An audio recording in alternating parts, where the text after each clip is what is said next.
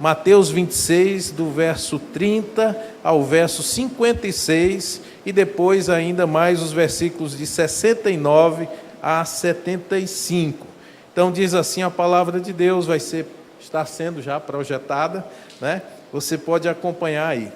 E tendo cantado o hino, saíram para o Monte das Oliveiras. Então Jesus lhes disse: todos vós, esta noite, vos escandalizareis em mim, porque está escrito: ferirei o pastor, e as ovelhas do rebanho se dispersarão. Mas depois de eu ressuscitar, irei adiante de vós para a Galiléia. Mas Pedro, respondendo, disse-lhe: ainda que todos se escandalizem em ti, eu nunca me escandalizarei. Disse-lhe Jesus: em verdade te digo que nesta mesma noite, antes que o galo cante 3 vezes, me negarás. Disse-lhe Pedro: ainda que me seja mister morrer contigo, eu não te negarei. E todos os discípulos disseram o mesmo. Então chegou Jesus com eles a um lugar chamado Getsêmani, e disse a seus discípulos: assentai-vos aqui, enquanto vou além orar. E levando consigo Pedro e os 2 filhos de Zebedeu, começou a entristecer-se e angustiar-se muito. Então lhes disse: a minha alma está cheia de tristeza até a morte. Ficai aqui, velai comigo. E indo um pouco mais para adiante, prostrou-se sobre o seu rosto, orando e dizendo: meu Pai, se é possível, passe de mim este cálice. Todavia não seja como eu quero, mas como tu queres. E voltando para os seus discípulos, achou-os adormecidos e disse a Pedro: então nem uma hora pudeste velar comigo? Vigiai e orai, para que não entreis em tentação. Na verdade, o espírito está pronto, mas a carne é fraca. E indo 2ª vez, orou, dizendo: Pai meu, se este cálice não pode passar de mim, sem eu o beber, faça-se a tua vontade. E voltando, achou-os outra vez adormecidos, porque os seus olhos estavam pesados. E deixando-os de novo, foi orar pela 3ª vez, dizendo as mesmas palavras. Então chegou junto dos seus discípulos e disse-lhes: dormi agora, repousai. Eis que é chegada a hora, e o Filho do Homem será entregue nas mãos dos pecadores. Levantai-vos, partamos, eis que é chegado o que me trai. E estando ele ainda a falar, eis que chegou Judas, um dos 12, e com ele grande multidão com espadas e varapaus, enviada pelos príncipes dos sacerdotes e pelos anciãos do povo. E o que o traía tinha-lhes dado um sinal, dizendo: o que eu beijar é esse, prendei-o. E logo, aproximando-se de Jesus, disse: eu te saúdo, Rabi, e o beijou. Jesus, porém, lhe disse: amigo, a que vieste? Então, aproximando-se eles, lançaram mão de Jesus e o prenderam. E eis que um dos que estavam com Jesus, estendendo a mão, puxou da espada e, ferindo o servo do sumo sacerdote, cortou-lhe uma orelha. Então Jesus disse: embainha a tua espada, porque todos os que lançarem mão da espada, a espada morrerão. Ou pensas tu que eu não poderia agora orar a meu Pai, e que ele não me daria mais de 12 legiões de anjos? Como, pois, se cumpririam as escrituras que dizem que assim convém que aconteça? Então Jesus disse à multidão: saíste como para um salteador, com espadas e varapaus para me prender? Todos os dias me assentava junto de vós, ensinando no templo, e não me prendeste. Mas tudo isso aconteceu para que se cumpram as escrituras dos profetas. Então todos os discípulos, deixando-o, fugiram. Ora, Pedro estava, aí nós vamos pular agora para o versículo 69, tá? Vai ter ainda um intervalo, que se trata do julgamento de Jesus pelo Sinédrio, mas nós vamos voltar agora para a continuação, a partir do momento em que Pedro está ali e ele de fato nega a Jesus. Verso 69 diz: ora, Pedro estava sentado fora, no pátio, e aproximando-se dele, uma criada disse: tu também estavas com Jesus o Galileu. Mas ele negou diante de todos, dizendo: não sei. dizes? E saindo para o vestíbulo, outra criada ouviu e disse aos que ali estavam: este também estava com Jesus o Nazareno. E ele negou outra vez com juramento: não conheço tal homem. E daí a pouco, aproximando-se os que ali estavam, disseram a Pedro: verdadeiramente também tu és deles, pois a tua fala te denuncia. Então começou Pedro a praguejar e a jurar, dizendo: não conheço esse homem. E imediatamente o galo cantou.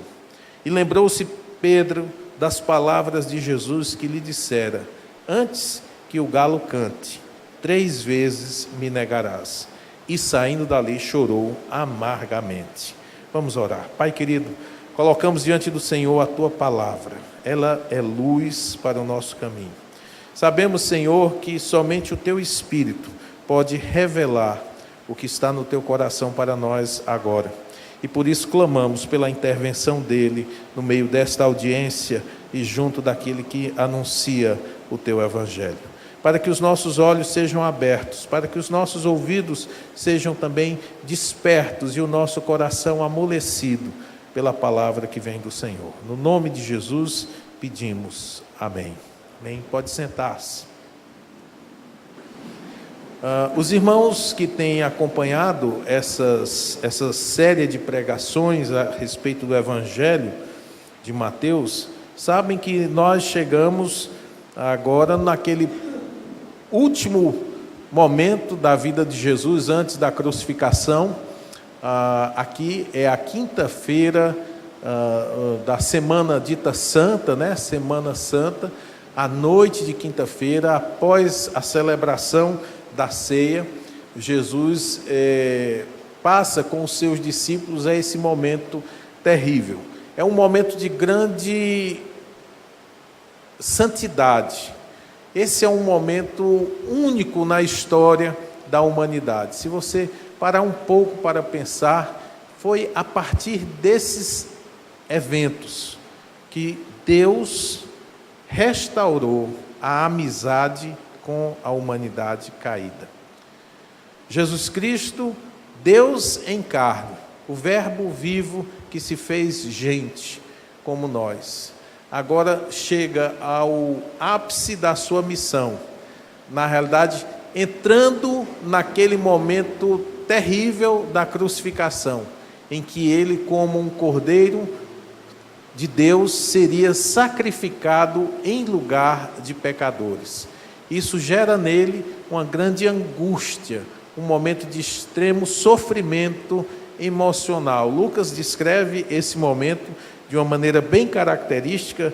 Lucas era médico e ele soube, talvez e provavelmente a partir de Pedro, do relato de que naquele momento de angústia, Jesus chegou a suar gotas de sangue.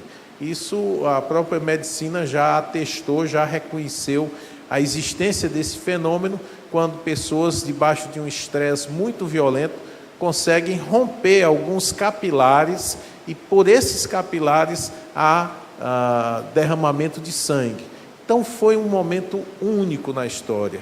Deus sofrendo por nós. Deus sofrendo por pecadores. E deste relato, eu queria tirar com você 4 lições para nós esta noite. A primeira delas é o fato de que Pedro era sincero ao afirmar que jamais trairia Jesus. O versículo 31 vai dizer que ele chorou amargamente, né? Na realidade é o versículo 75, chorou amargamente. Isso prova que Pedro tinha sido, de fato, sincero ao dizer que daria a sua vida por Jesus Cristo. Isso não é, talvez, próprio apenas de Pedro, aconteceu com todos os discípulos, quando foram alertados por Jesus que nessa noite, na noite em que ele foi traído, ele seria ferido e todos os discípulos seriam dispersos. E Pedro foi o primeiro que pulou à frente, como era bem próprio da personalidade de Pedro, assumindo a liderança, e disse: ainda que todo mundo te negue, eu, contudo, permanecerei fiel até a morte. Ainda que todos te neguem, se for preciso morrer por você, eu vou, pode contar comigo. Essa característica de Pedro pode ser enxergada em muitos de nós, aquela qualidade do eu me garanto, Fulano de tal é fraco, mas eu sei que eu aguento uma circunstância dessa.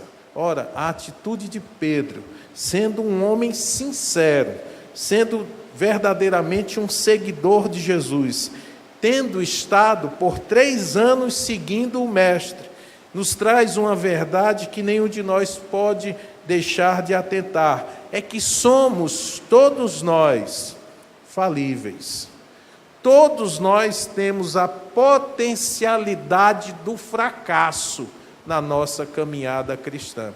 E que é bastante tolo se julgar suficientemente forte, se julgar suficientemente bom, a ponto de não cair e dizer isso em alta voz. Não importa quão sincero nós possamos ser em nossas declarações de fé, ainda assim existe em nós a nossa humanidade frágil, que em determinadas circunstâncias podem demonstrar que podemos fraquejar diante do Senhor. Pedro pode ser fraco, e sendo fraco, negando a Jesus, isso não deve nos causar nenhum embaraço, porque, afinal de contas, errar é humano. O que chama a maior atenção no texto não é o que Pedro fez negando Cristo, mas a atitude de Cristo em relação a Pedro. E podemos descrever essa atitude apenas com um nome: graça, favor imerecido. É interessante que no Evangelho de Lucas, no capítulo 22, versículos 31 e 32, o Senhor traz uma informação de bastidores para Pedro. Ele diz: olha, Pedro, Satanás pediu para tentar você. Pediu para cirandar você como se ciranda o trigo. Era uma forma de dizer que Satanás tinha virado as suas baterias contra Pedro. Mas a palavra que está ali colocada é que Jesus disse: mas eu intercedi por você. Queridos, para Cristo não era surpresa alguma o fato de que Pedro cairia em tentação. Não era surpresa para Jesus que ele estaria sozinho no momento do seu julgamento. Não era surpresa para ele o fato de carregar sozinho no Getsêmani o peso dos nossos pecados e suportar toda a ira de Deus. O que nos leva a pensar da grandiosa graça de Jesus é o fato de ele, sabendo tudo isso, ainda assim estar disposto a restaurar o pecador caído. Satanás pediu permissão para tentar Pedro. Jesus intercede por ele. E ainda assim, o diabo não leva a melhor. A palavra de Deus, lá em Lucas 21, 31, 32, a palavra do Senhor é que quando tu te converteres, eu intercedi por ti, para que quando tu te converteres, tu confirmes a teus irmãos. Olha que interessante. O Senhor não tinha dúvida de que o seu amor restauraria Pedro. Quando e não se. A palavra dele era: quando você for restaurado, você confirme aqueles que estão debaixo da sua autoridade. Pedro era um líder nato. Pedro foi, de fato, talvez aquele apóstolo mais proeminente na igreja primitiva. E todos, a partir do que Jesus diz em Mateus 16, todos o consideravam de fato aquele sobre quem a igreja de Jesus seria construída. Talvez pelo seu próprio gênio forte, talvez pela sua própria determinação, talvez até assodadamente, Pedro falava sem pensar, mas o Senhor trabalhou no momento mais difícil da vida de Pedro, depois de negá-lo, para que ele fosse restaurado.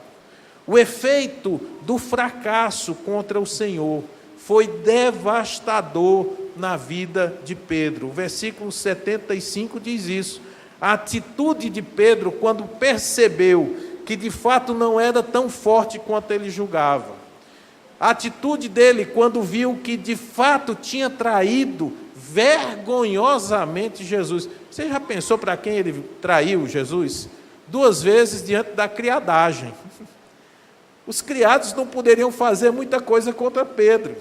Se ele tivesse sido levado diante dos reis, dos poderosos, e ele tivesse talvez ficado com medo de receber ali imediatamente uma ordem, cortem a cabeça dele, tudo bem. Mas diante de uma empregada, diante de uma serviçal, alguém tão simples quanto ele, Pedro não teve coragem de confirmar que era do grupo de Jesus Cristo. A sua atitude é de choro incontrolável, e não apenas isso, mas um choro amargo. Quantas vezes nós fazemos grandes burradas na vida, e depois estamos colhendo apenas lágrimas.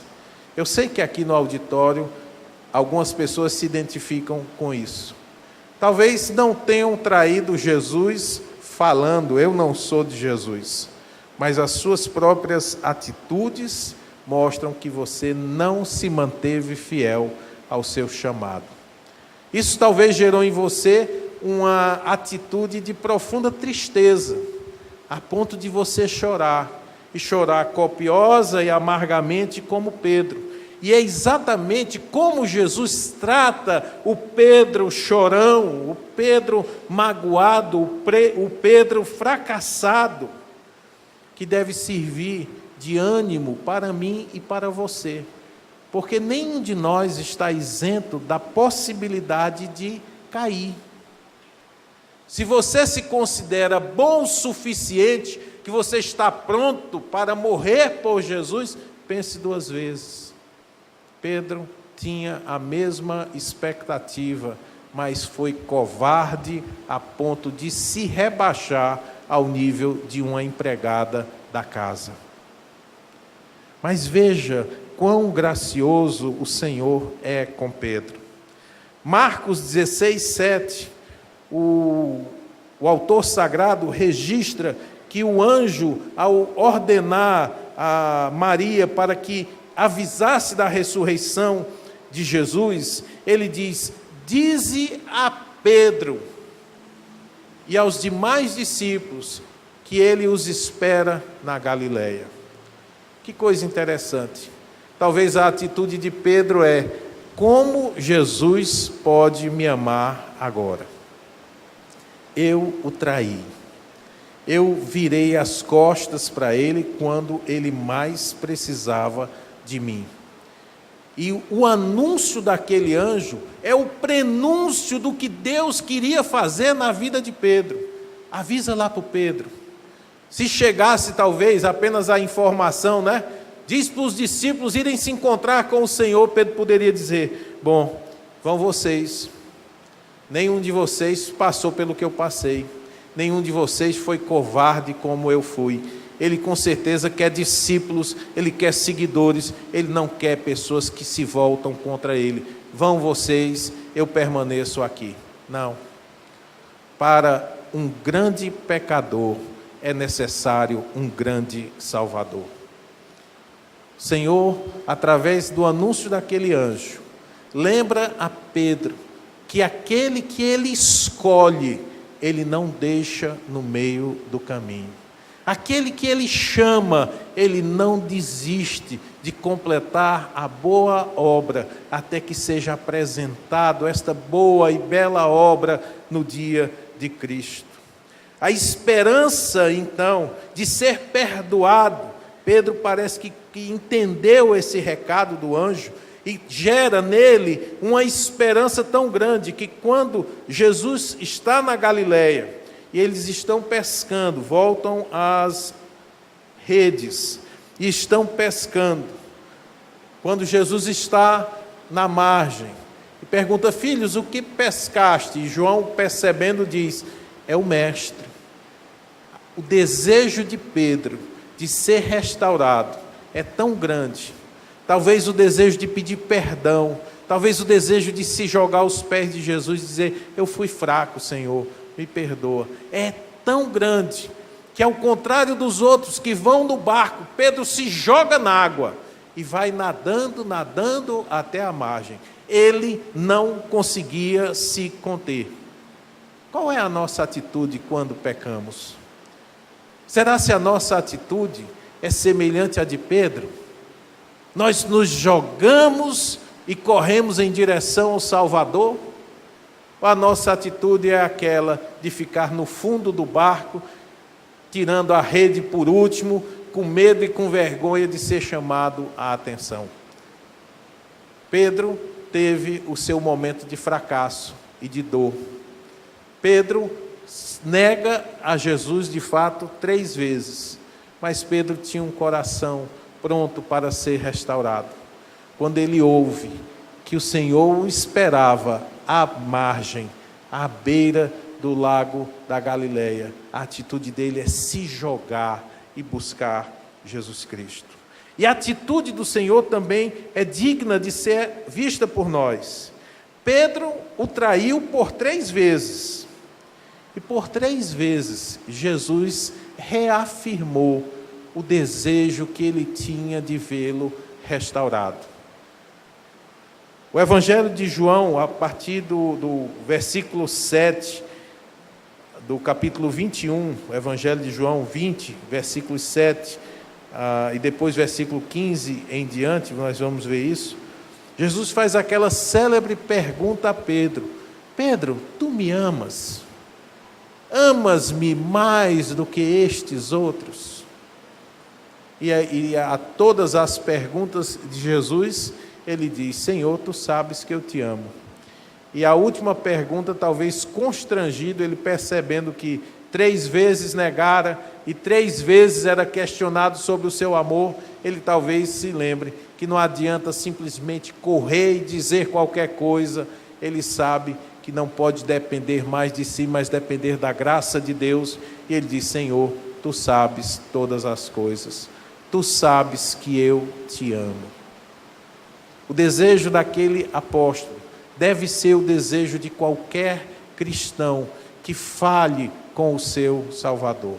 Amados, quantas vezes, por uma compreensão errada da teologia bíblica, pessoas que eventualmente têm caído em pecados grosseiros, pessoas que têm se entregado a este ou aquele pecado realmente terrível, essas pessoas se afastam de Deus, achando: não há lugar para mim no coração de Deus, não há esperança para mim, o meu pecado é muito grande, não há mais esperança.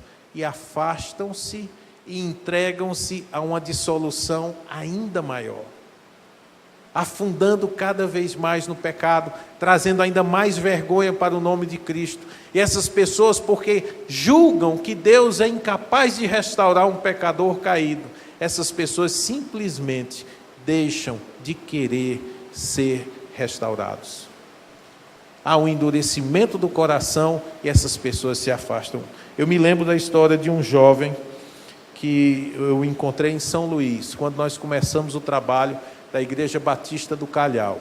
Esse jovem fazia odontologia na Universidade Federal do Maranhão e ocupava um dos apartamentos do condomínio Barra Mar, lá em São Luís.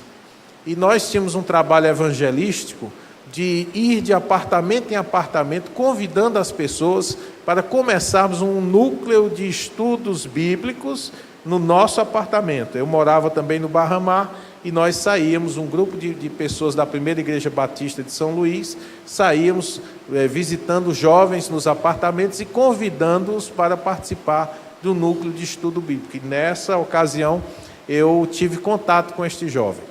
E eu falando com ele, e eu disse: olha, vai ter um grupo lá na nossa casa, e você pode ir. Ele disse: muito bom, legal.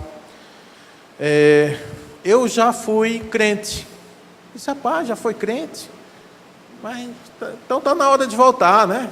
Estamos começando um trabalho aqui, vamos precisar de ajuda, e quem sabe você não pode nos ajudar. Ele disse: eu já fui presidente estadual da União de Adolescentes Batistas do Estado do Maranhão. Eu disse: puxa vida, rapaz, foi autoridade, hein? Pois, e o que é que aconteceu? Ele disse: desde que eu entrei na universidade, eu me desviei. Eu me entreguei a todos os vícios. Eu tanto bebia, quanto eu me prostituía, quanto eu enganava. Eu passei a viver o oposto daquilo que eu pregava. E eu tenho vergonha do que eu sou hoje. Não há esperança para mim. E eu trouxe uma palavra de restauração em relação à vida dele. E ele disse: sabe o que é que eu sinto? Eu sinto saudades de Deus. Aquilo me marcou profundamente. Eu sinto saudades de Deus. Eu sinto saudades do tempo em que eu era crente. Mas eu não consigo mais voltar a ser o que eu era. E aquele jovem nunca foi a um dos nossos encontros. Não sei o que é feito dele. Ele reconheceu a sua queda. Ele se lembrava muito bem que havia traído Jesus Cristo, mas ele não acreditava que Jesus Cristo pudesse restaurá-lo como fez com Pedro. Será se não é isso que acontece com alguns de nós hoje à noite? Talvez você esteja aqui pensando a mesma coisa. Eu já fiz tanta coisa errada na minha caminhada cristã, que eu não acredito que Deus se importe mais comigo. Não tem mais o que ser feito. Não existe mais chance de restauração. Eu estou cansado de levantar, cair, levantar, cair. Não há esperança para mim. A pergunta de Jesus é a mesma que ele fez a Pedro: você de fato o ama? O verdadeiro amor lança fora todo medo. Se você ama de fato a Jesus Cristo, você deve dar uma chance ao amor dele. Porque pode ser que você não o ame à perfeição como deveria. É natural. Pedro, mesmo andando com ele, tocando nele, ouvindo as suas histórias, vendo seus milagres, fraquejou e caiu. Mas com certeza, Deus ama você com amor perfeito. Deus não pode amá-lo mais, nem amá-lo menos do que ama hoje, porque Ele o ama estando em Cristo, e o amor dele em Cristo é perfeito. Será se você não se julga hoje também um fracassado? Eu sou um fracasso espiritual. Eu quero dizer que assim como houve para Pedro a oportunidade de ser recebido de volta e ser restaurado e ser confirmado e posteriormente confirmar outros cristãos, Deus também pode e quer fazer o mesmo com você. A segunda lição que esse texto nos traz é que na hora da maior angústia, Jesus buscou a companhia de amigos mais íntimos e orou. Diz o texto bíblico: a minha alma está cheia de tristeza até a morte. Ficai aqui e velai comigo. Aquele distúrbio no coração e na alma de Jesus é algo que nenhum de nós pode conceber. Diz a Bíblia Sagrada que todos nós somos nascidos em pecado. Diz a Bíblia que estamos mortos em delitos e pecados, e não sendo um ato sobrenatural de Deus para nos atrair para Ele, jamais nenhum de nós quereria qualquer coisa com Deus. Como você pode querer alguma coisa que você odeia? No nosso estado natural, somos inimigos de Deus e não desejamos nos reconciliar com Ele. É o que a Bíblia Sagrada nos diz. Agora você pode imaginar, eu e você somos acostumados a viver sem Deus. Talvez muitos aqui tenham vivido grande parte da sua vida longe de Deus, até que por misericórdia e graça Ele o atraiu para si e você sabe hoje que é amado do Senhor. Mas Cristo, desde toda a eternidade, manteve uma perfeita comunhão com o Pai e o Espírito Santo. Nós nunca poderemos quantificar o desespero e a dor de Jesus Cristo naquele jardim do Getsêmani. Está às portas de um momento em que a ira de Deus seria derramada sobre ele, e que ele de fato ficaria apartado do Pai, era algo que terrificava a alma de Jesus Cristo. Era um horror. Você pode pensar qual é o seu pior pesadelo, você pode imaginar qual a pior coisa que pode lhe acontecer, não chega aos pés do que Jesus viveu. E Cristo faz esse lamento quando está pendurado na cruz do Calvário e diz: Eli, Eli, lama sabachthani. Deus meu, por que me desamparaste? Naquele momento em que os pecados do povo de Deus, aqueles amados e escolhidos desde toda a eternidade, caíram sobre Jesus Cristo, Deus vira o seu rosto contra o seu próprio Filho. Ele se tornou maldito, ele se tornou odiável. E se doeu no coração do Filho, partiu o coração do Pai também. E Cristo imaginava, antecipava esses momentos de dor e de sofrimento.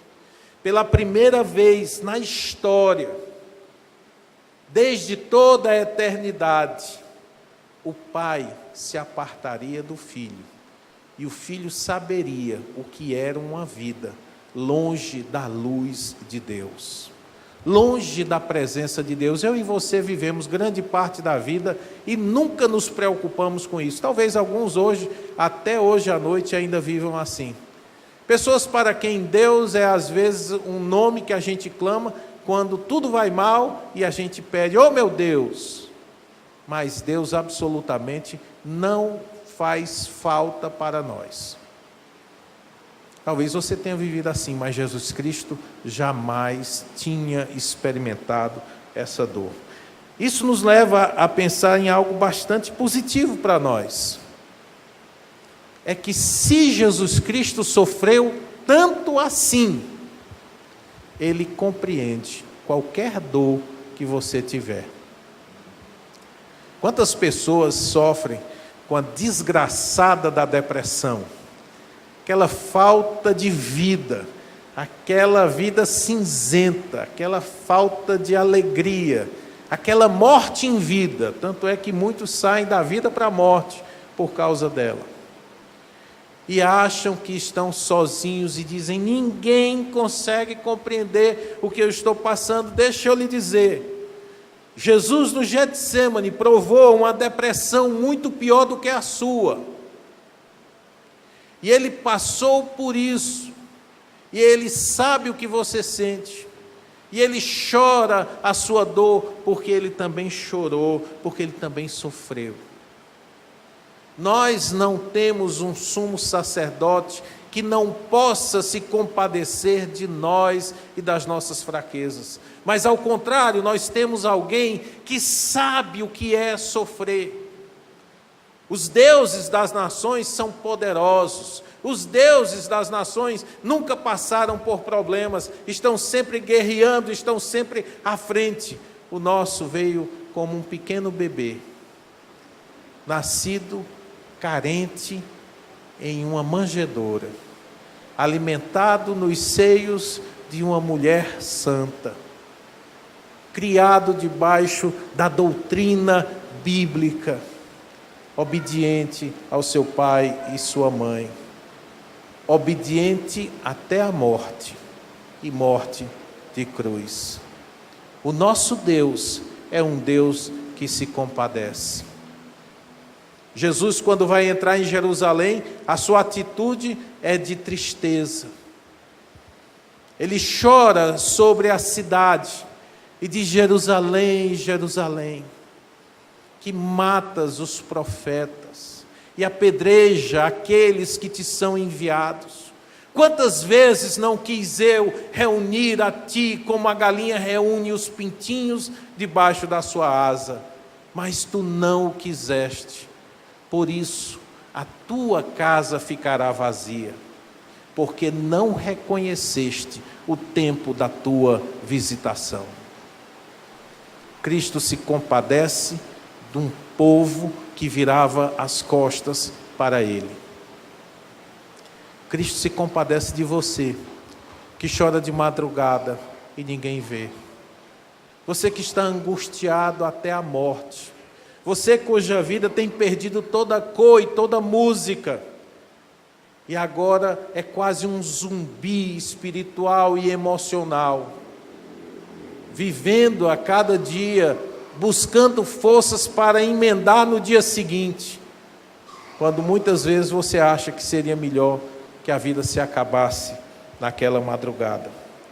Jesus estava passando coisa pior. E a atitude de Jesus foi orar. Foi se unir com os seus amigos mais íntimos. 11 foram os discípulos que seguiram Jesus para o Getsêmani, mas apenas 3 se adiantaram com ele para orar. Isso nos fala que no meio das nossas dificuldades, nós devemos tanto ser amigos dos que precisam, como ter amigos na nossa precisão. Quanta gente quer se fazer de forte, quer se fazer de autônomo e enfrenta as suas crises sozinho, se tornando presa fácil do diabo. O diabo está nesse negócio de enganar a humanidade há mais tempo do que você tem de vida sobre a terra. E Jesus nos dá o exemplo quando ele leva o seu grupo mais íntimo para estar com ele, orando e vigiando naquele momento. Provérbios 17 diz: em toda hora ama o amigo, e para a hora da angústia nasce o irmão. Deixe-me perguntar, nos seus momentos de aflição, com quem você conta? Pastor, eu não tenho ninguém. Tem algo errado. Tem algo errado na sua vida. Você não pode e não precisa enfrentar sozinho as tempestades da vida. Cristo, sendo Filho de Deus vivo sobre a terra, buscou o auxílio dos seus 3 amigos mais próximos, derramou a sua vida, mostrou a sua fragilidade e a sua humanidade. A minha alma está triste. Me ajudem, orem comigo, vigiem comigo, eu preciso de alguém comigo nesse momento. Jesus sabe o que é sofrer. Isso nos leva também a pensar que nós não precisamos da intervenção de mais ninguém, além de Jesus Cristo. Algumas pessoas fazem promessa para Nossa Senhora das Dores, porque dizem: o coração de Maria foi ferido quando viu seu filho morto, quando viu seu filho crucificado. Maria, sendo um ser criado, santa como era, Maria jamais passou a dor que Jesus Cristo passou no Getsêmani, porque nunca ela teve a experiência de ser um com o Pai e com o Espírito Santo.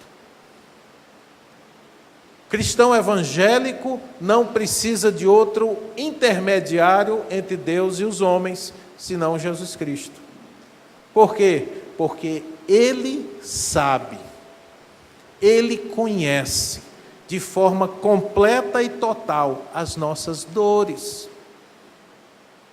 Algumas pessoas dizem, mas eu procuro aquele que está mais próximo, que pode me entender. E eu acho que isso é uma grande ofensa ao Senhor. Deixou o esplendor da sua glória, sabendo o destino aqui. Estava só e ferido no Gólgota, para dar sua vida por mim. E se depois de tudo isso, eu o rejeito e o troco por alguém que pode talvez dar uma resposta incompleta, eu estou dizendo para ele, foi inútil o seu sacrifício por mim. Muito obrigado, vou procurar outro. Eu sei que você sofreu, mas eu quero buscar agora a ajuda daquele outro. Como você se sentiria?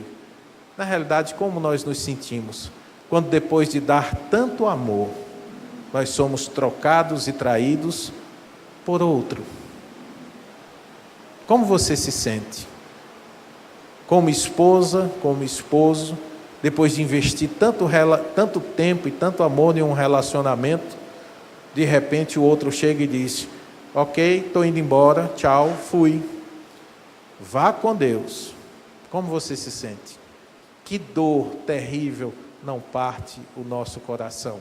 Como você acha que Jesus Cristo se sente quando na hora que você mais precisa, ao invés de recorrer a Ele, que desceu da glória, que andou aqui, viveu como nós, que sofreu como nenhuma outra pessoa jamais sofreu, você se vira para Ele e diz, obrigado, estou indo procurar outra pessoa para cuidar da minha vida espiritual.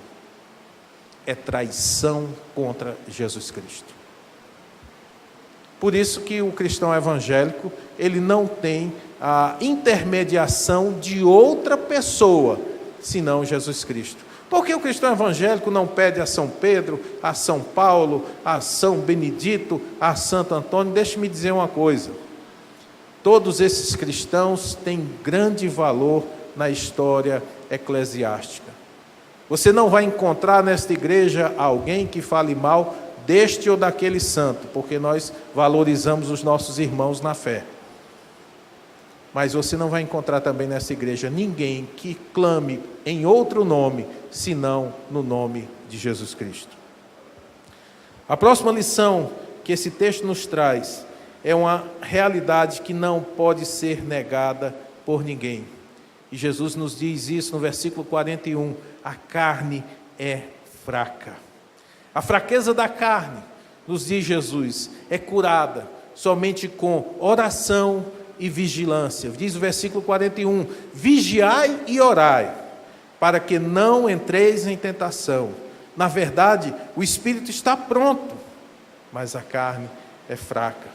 Veja que ele coloca lado a lado duas realidades. Uma realidade do ser espiritual que nós possuímos e também o nosso lado humano e físico, palpável, que é a nossa carne. Nós não devemos confundir o uso dessa palavra, a carne é fraca, com o uso que o apóstolo Paulo faz do termo carne, como sendo aquela natureza humana depravada que é contrária a todas as coisas que Deus quer. Nesse sentido, desta carne que o apóstolo Paulo fala, nós poderíamos dizer que a carne é forte. Ela nos atrai para o pecado. Por isso que o apóstolo diz que devemos crucificá-la todos os dias. Mas aqui o que o Senhor está falando é que a natureza humana, o ser humano em si é frágil, é fraco. E a única forma que nós temos de, na nossa fraqueza humana, resistir à tentação é por meio de uma atitude de vigilância e oração. O Senhor nos mostra também que meditar na palavra de Deus nos ajuda a enfrentar à tentação. Veja o que ele diz nos versos 53, 54 e 56. Ou pensas tu que eu não poderia agora orar ao meu Pai, e que ele não me daria mais de 12 legiões de anjos? Como, pois, se cumpririam as Escrituras, que dizem que assim convém que aconteça? Durante aquele período em que Jesus estava orando, ele também estava meditando nas Escrituras. Ele estava pensando no que as Escrituras falavam a respeito do Messias sofredor. E ele diz: como você quer dizer que não vai acontecer isso? Que história é essa de estar cortando a orelha do servo do sumo sacerdote? Você quer impedir a consumação do plano de Deus? Perceba que seria a saída fácil. Vamos acabar a dor, vamos acabar o sofrimento, vamos entrar em conflito com eles. Enquanto nós lutamos aqui, Jesus, o Senhor escapa. Mas Jesus estava, ainda que sofrendo de uma tristeza profunda, mas ele estava totalmente ligado no que a Escritura dizia sobre ele. Eu poderia pedir legiões de anjos e o Senhor enviaria na mesma hora, mas aí eu estaria indo contra a palavra de Deus. Isso também deve ser uma lição para nós. No nosso momento de fraqueza, encher a nossa mente daquilo que a palavra nos diz. Como podemos vencer essa fraqueza? A ordem de Jesus é muito clara: vigia e ora. Vigiar exige uma atitude de positividade e não de mera passividade diante das coisas que se constituem laço para nós. Deixe-me exemplificar para você. Algumas pessoas dizem: pastor, eu sou muito fraco. Grande novidade, eu também sou. Todos somos. Como você lida com a sua fraqueza é que mostra o quanto você está obedecendo ao Senhor. Você é fraco? Pastor, eu sou fraco para a bebida, então não tome nada. Pastor, eu não consigo, eu bebo um copo, depois eu bebo 2, quando eu vejo eu já estou rodando a baiana. Evite então o primeiro copo. Não beba. Pastor, eu tenho um problema seríssimo. Eu começo a olhar para uma mulher, começo até apreciando a beleza da mulher. O que é bonito é para ser visto, né, pastor? Eu estou vendo a mulher, muito bonita, mas daqui a pouco surge no meu coração um desejo de cobiçar. Eu quero aquela mulher para mim. Eu quero desfrutar do corpo dela. Isso a gente antigamente falava muito dos homens, né? Mas hoje em dia as mulheres estão sendo transformadas também em objetos os homens estão sendo transformados em objeto de desejo das mulheres. Hoje em dia a propaganda tem levado aqueles homens fortões, aqueles homens sarados, as barrigas tanquinho, e aí eu tenho que fazer uma defesa da nossa classe dos barrigudinhos, né? E as mulheres estão quase cobiçando os homens como os homens cobiçam as mulheres. Meu irmão, se seu problema é cobiça, seja masculina ou seja feminina, tire os olhos dela, tire os olhos dele. Jesus é muito enfático, apesar de usar uma expressão de linguagem. Ele disse: se o teu olho te faz tropeçar, arranca-o e lança-o para longe de ti, porque é melhor que entres cego de um olho nos céus, do que todo o teu corpo ser lançado no inferno. Você é fraco? Qual é a sua fraqueza? O que você está fazendo com essa fraqueza? Você gosta de piada imoral? Gosta de rir daquelas piadinhas imorais, mas o Espírito Santo convence você de que esse não é o caminho certo? Porque a palavra de Deus diz que nós devemos nos abster das palavras torpes e não sair da nossa boca senão palavras que são eficientes para a edificação. Sim, pastor, eu já sei que essas piadas não edificam, então pare de ouvir piadas torpes. Mas são engraçadas, pastor. quando o diabo estiver destruindo a sua alma, você não vai estar rindo. Quando você estiver jogado na lama, quando o galo cantar e você perceber que negou Jesus Cristo mais uma vez, você vai chorar amargamente.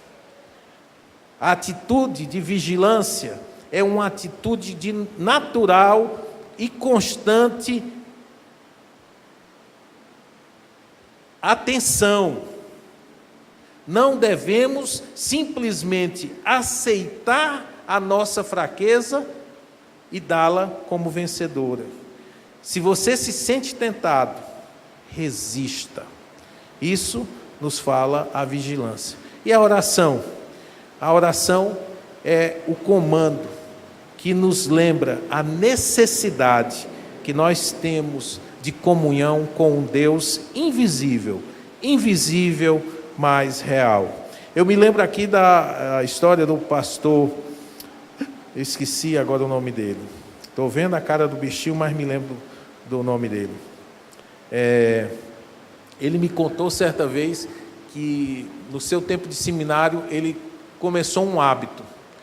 Ele, todas as madrugadas, 3 horas da manhã, ele colocava o despertador. Naquele tempo não tinha celular, era despertador mesmo, e era o rádio relógio, né? Ele colocava o rádio relógio para as 3 horas da manhã. E quando dava aquele horário, o rádio relógio despertava, ele se ajoelhava do lado da cama e orava um bom pedaço, até às vezes 5 horas da manhã, e depois subia e dormia um pouco até ser despertado para a primeira aula da manhã.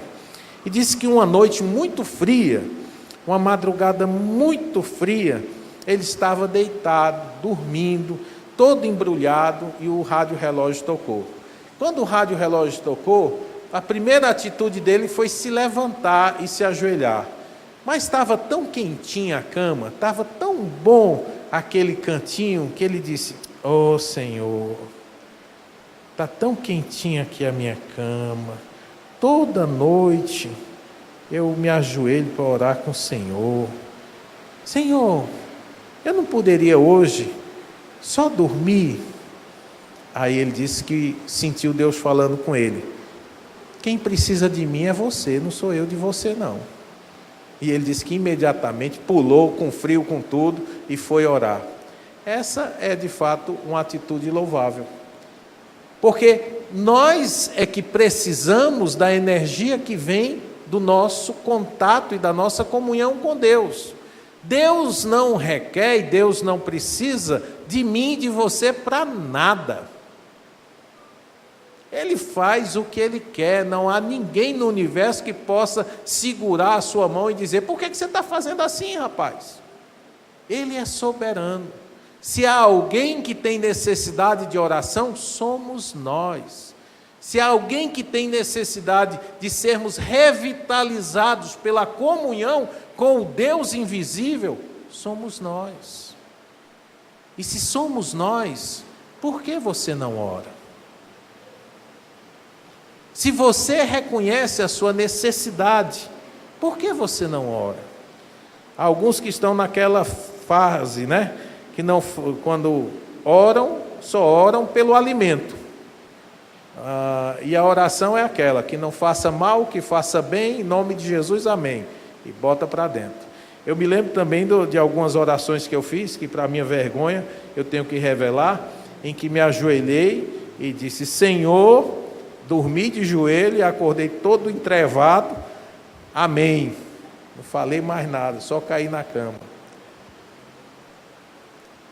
A medida da nossa oração e comunhão com Deus determina o quanto de força espiritual nós temos. Há um ditado antigo que se diz nas igrejas, mas muito verdadeiro: pouca oração, pouco poder. Muita oração, muito poder. Nenhuma oração, nenhum poder. Porque Jesus Cristo diz para vigiarmos e orarmos, para não entrar em tentação. Porque nós precisamos. Porque nós precisamos. E a última lição que esse texto nos diz é exatamente as lições que a escola de oração de Jesus nos ensina. São 5 lições que eu anotei para compartilhar com vocês. Primeiro, Jesus orava constantemente, não apenas na hora da angústia. Uma das coisas mais marcantes na vida de Jesus é que o homem estava sempre orando. Ele ia para os montes orar. Ele estava nas casas orando. Ele, onde ia, havia sempre menção a estar orando. Certa vez ele mandou os discípulos se adiantarem, passarem para outra margem, porque ele ainda, depois de um dia inteiro de pregação, ele ainda precisava tirar algumas horas em conversa com o Pai. Agora, esse constante orar de Jesus se mostrou totalmente apropriado na sua pior hora de angústia. E nós podemos pensar, se você não ora, se você não procura a comunhão com Deus, nesse momento, quando as coisas estão bem, será se você vai confiar em Deus na hora que as coisas estiverem desabando? Como nós duvidamos quando não conhecemos Deus na intimidade? Será se Ele cuida de mim? Será se Ele está vendo a minha dor? Quando não conhecemos o Senhor, nos tempos de paz, é difícil achá-lo no tempo de guerra. Segunda lição é que a oração que Jesus fazia era dirigida ao Pai. Ele orava ao Pai, e apesar de nós fazermos livremente oração ao Filho e ao Espírito Santo, o padrão da oração neotestamentária é essa: nós oramos ao Pai em nome de Jesus. João capítulo 14, versículo 13 diz: tudo quanto pedirdes em meu nome, eu o farei, para que o Pai seja glorificado no Filho. No seu momento de angústia, Cristo clamou pelo Pai. Terceira lição: a oração buscava o seja feita a tua vontade, assim na terra como no céu. Isso é uma lição bastante preciosa em tempos de ignorância bíblica. Quanta gente está por aí decretando a sua vontade que aconteça. Eu falei aqui na sexta-feira sobre a experiência que um pastor amigo nosso me contou, né? Que ele começou a entrar nessa ideia do decreto, né? E ele foi visitar uma ovelha, a ovelha estava muito doente, e ele decretou a saúde, a cura, e disse para a esposa da ovelha: não se preocupe, você vai ver o que Deus vai fazer na vida desse homem, você vai dar o testemunho de que Deus o curou. No dia seguinte o homem morreu, né? Ele decretou e o homem morreu. Eu até disse: irmão, eu vou esperar que você não esteja orando por mim. E ele entrou numa depressão espiritual muito grande. Por quê? Porque ele quis assumir o papel de Deus. Olha, o próprio Jesus Cristo, no meio da sua angústia, disse: não seja feito como eu quero, mas como tu queres. Essa é uma lição que precisamos aprender. Não é porque queremos que de fato devemos ter. Eu conto sempre essa experiência, para a minha vergonha, né? Quando Mateus era pequenininho, ele queria brincar, descascar uma laranja com uma faca. Tinha 3 anos de idade, né? E a Ana disse: não vai mexer com a faca. Eu: deixa o menino, ele é homem, ele pode. Você imagina a cabeça de um pai desse, né? Deixa, ele pode brincar. Ana: mas ele vai se cortar. Vai não, meu filho, toma cuidado. Ele: toma, papai. Foi o que aconteceu. Ele se cortou. Graças a Deus que Deus não é como eu, né? Ele não dá nenhuma faca afiada para nós, mesmo que a gente peça. Ele vai dizer não, não, não. A sua língua vai sangrar dizendo não, e ele não vai dar. Sabe por quê? Porque ele ama você. Nem tudo o que nós queremos, de fato, é um bem na nossa vida. A providência de Deus, sim, porque nos diz o apóstolo Paulo, que todas as coisas contribuem para o bem daqueles que amam a Deus, daqueles que são chamados segundo o seu propósito. Apenas a vontade de Deus é boa, perfeita e agradável. E quando ela vem na nossa vida, ela vem com um projeto e um propósito certo e definido. Trazer bem para você, você que crê, né? Cristo buscava que fosse feita a vontade de Deus, mesmo que essa vontade lhe custasse a vida. A quarta lição é que a oração deve ser persistente. Algumas pessoas, eu ouvi isso daquela missionária Valnice Milhomens. Algum tempo atrás ela tinha um programa de televisão e era muito conhecida, a gente sempre assistia. E a Valnice Milhomens dizia que era falta de fé repetir uma oração diante de Deus. E eu acreditei nessa mentira. Mesmo Jesus nos falando em Lucas 18, a parábola da viúva, que insistiu diversas vezes com o juiz iníquo até que ele lhe julgasse a causa. Mas Valnice era um sucesso na época, parecia ser uma mulher de Deus e todo mundo queria seguir Valnice, e eu acreditei nisso. E para a minha carne era muito fácil.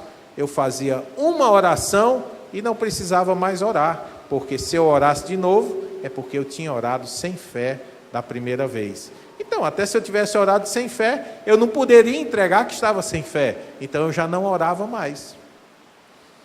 Mas perceba que Jesus Cristo vai 3 vezes pedir a mesma coisa ao Pai. Por 3 vezes, no seu momento de angústia, ele busca o Senhor. Mas todas as vezes, a sua oração é a mesma. Seja feita a tua vontade, Senhor, não a minha. E a nossa oração não somente deve ser persistente, mas também deve ser humilde, reconhecendo que Deus tem os seus próprios caminhos, que Deus tem a sua própria vontade, que muitas vezes difere da nossa. E por fim, a oração deve ser com fé, pois diz a palavra de Deus, sem fé é impossível agradar-lhe, com uma expectativa de resposta. Às vezes nossas orações são vergonhosas, nós jogamos barro na parede para ver se cola. Às vezes as nossas orações são só pro forma, falamos apenas para não dizer que não oramos, porque de fato nós não aguardamos nenhuma resposta de Deus. Tiago diz, homem dobre em todos os seus caminhos, não imagine que receberá de Deus coisa alguma. A oração deve ser regada com fé e com expectativa de que Deus responda a nossa oração. Mas não seja tolo, Deus não é Papai Noel para lhe dar um presente por você ser um bom menino. Deus é Senhor e Ele sabe administrar as bênçãos sobre a sua vida, quer lhe dando, quer lhe negando o seu pedido, mas quer vivendo, quer morrendo, somos do Senhor. E a Ele, portanto, deve ser toda a glória possível. Quero encerrar apenas fazendo a menção ao Getsêmani. Você já considerou o quanto Jesus suportou para salvar pecadores? Cristo tomou o cálice da ira de Deus naquele Calvário. A antecipação desse momento causou nele um estresse emocional profundo. E quantas vezes nós somos indiferentes a tudo isso? Quantas vezes nós viramos as costas a Jesus Cristo? trocamos Jesus Cristo pelos nossos planos e projetos e pegamos tudo aquilo que ele viveu no Getsêmani e no Calvário, e viveu não obrigado, voluntariamente ele se entregou, e fazemos tudo isso e o desprezamos. Eu queria que você pensasse um pouco sobre isso. Você considera o sacrifício de Jesus na cruz do Calvário por você? Você considera o quanto ele sofreu por antecipação naquele Getsêmani por você? Talvez essa seja uma hora de você ir a Jesus Cristo, primeiro com o coração grato. Ninguém amou você como ele lhe ama. Pode ser que pelo bom alguém ouse morrer, mas Deus prova o seu amor para conosco, pelo fato de haver Jesus Cristo morrido por nós, quando nós éramos ainda pecadores. Cristo me amou. Cristo me amou, a ponto de se entregar voluntariamente na cruz do Calvário. Aqueles pregos, aquela coroa de espinho, aquela lança no lado, eram para mim. A separação eterna de Deus e toda a ira justa do Senhor era para mim, que sou pecador. Mas ele quis suportar o meu castigo para que eu pudesse ser livre, para que eu pudesse ser amigo de Deus. Como eu não posso ser grato a Jesus Cristo? Será se você é grato também pelo que ele fez na sua vida? E um pouco mais, eu gostaria de pensar, talvez você diga, meu Deus, eu nunca pensei isso, o Senhor sofreu tudo isso. Mas eu quero lhe perguntar, será se a sua gratidão vai além das meras palavras? Será se você já se arrependeu de todo o mal que você já praticou?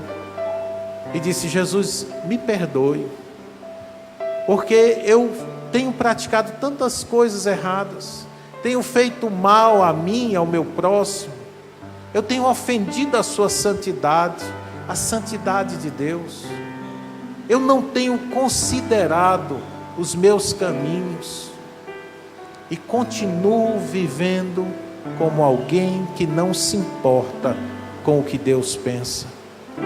Talvez essa seja uma hora também de você se arrepender e pedir perdão a Deus por tantas coisas erradas, e dizer, como disse aquele cego na estrada de Jericó, tem compaixão de mim, tem compaixão de mim. Jesus, filho de Davi, tem compaixão de mim, tem compaixão da minha alma, Senhor.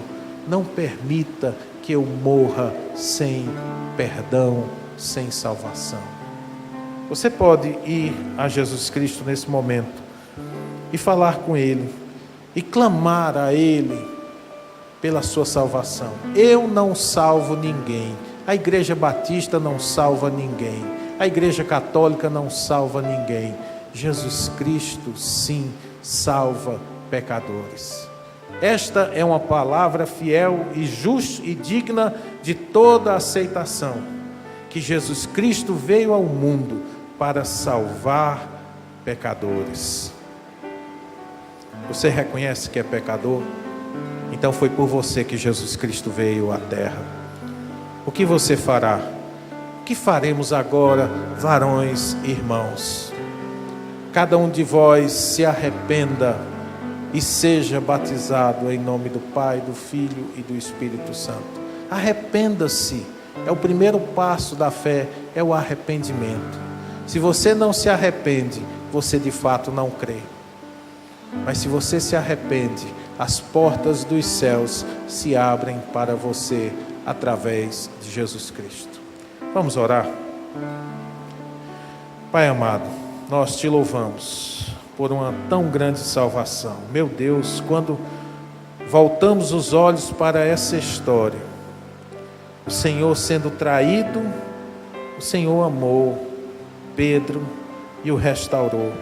A esperança para mim, a esperança para os meus irmãos que falham contigo também. Olhamos também quando no meio da dificuldade, o Senhor se cercou de teus bons amigos para te ajudarem, ainda que a ajuda deles tenha sido quase nenhuma. O Senhor nos deixa o exemplo de que nós não estamos sós. Também nos mostra que pelos teus sofrimentos, o Senhor se compadece daqueles que sofrem aqui na terra também. Te louvamos, meu Deus, porque nos ensinas a ter uma atitude de vigilância e oração para que a tentação não nos vença, e nos mostra como devemos orar, em completa submissão à Tua vontade, nos céus e na terra. Pai amado, nesse momento nós confirmamos que somos do Senhor. Nós declaramos com muita alegria, com muita fé, que aquele teu sacrifício no Calvário e o que sofreste ali no Getsemane não foi inútil, porque aqui está a tua igreja reunida, porque aqui estão as tuas ovelhinhas, Senhor, que dizem: obrigado, Senhor, obrigado, nós não merecíamos, mas o Senhor quis nos salvar. Há também aqueles, Pai, que sendo confrontados com o teu evangelho, dizem: eu quero sim, eu quero essa vida que Jesus Cristo promete, eu quero o perdão dos meus pecados, eu quero segui-lo completamente todos os dias da minha vida. A este, Senhor, que hoje são despertados pela ação do teu Espírito Santo, eu peço, salva-os para a glória de Jesus. Foi para isso que vieste, salvar pecadores. Então que o Senhor se digne em salvar os que agora vão a Ti com fé, arrependidos e clamam: tem compaixão de mim, Senhor Jesus. Abençoa o Teu povo, despede-nos debaixo da Tua paz e da Tua misericórdia, que possamos ter uma semana de lutas, mas de vitórias, e que novamente nos reunamos aqui na Tua casa de oração para louvar aquele único que é digno de ser louvado. No nome de Jesus é que nós oramos e te agradecemos. Amém e amém.